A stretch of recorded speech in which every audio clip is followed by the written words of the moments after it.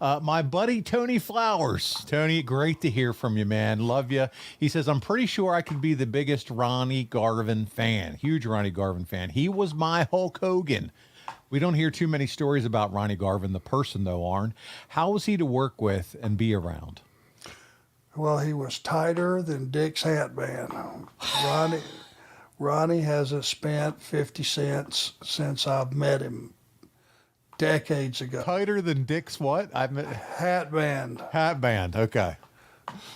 And I'm not even sure what that is. I don't either, but we'll go with it. It's out there. Yeah. So, really talking about a guy that saved his money. I mean, he really did. And, you know, my first time really meeting and being around Ronnie was, I may have met him somewhere, but was working with him in Jim Crockett Promotions. And I was the setup guy that was getting him ready to work with Flair. So I was getting to go around the horn, work 20 minutes, 25, sometimes 30 with Ronnie. And he's just, for my style of mat wrestling and brawling and just the things that I could keep up with him on, it was a match made in heaven for me. You know, I hope he enjoyed it.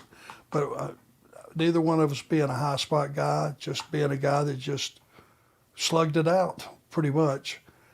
It was a learning experience for me. It was a privilege. It was very physical. I mean, he stretched me a few nights with just using his legs. He wasn't even using his arms. He just was a very solid, believable, credible wrestler. Guys, tighter than Dick's hatband. It's a thing. It's a Southernism, and it's an old-time Southernism that means tight. And I know because thank God for the Google machine on that one. I had not heard that one before, Arn. You popped me. It's a real thing? It is a real thing. I knew I'd heard it, but you know the way we pass stuff around. They said it's an old Southern idiom is what they called it. Idiom.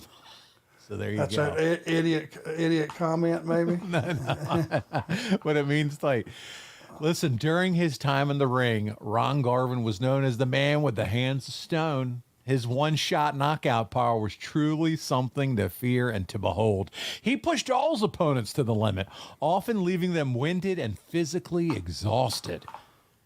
And men, if it's been a hot minute since you could claim that your bedroom game was impactful as Ron Garvin's in-ring work, you need to look no further than our oldest and most loyal sponsor, Blue Chew, to make that gimmick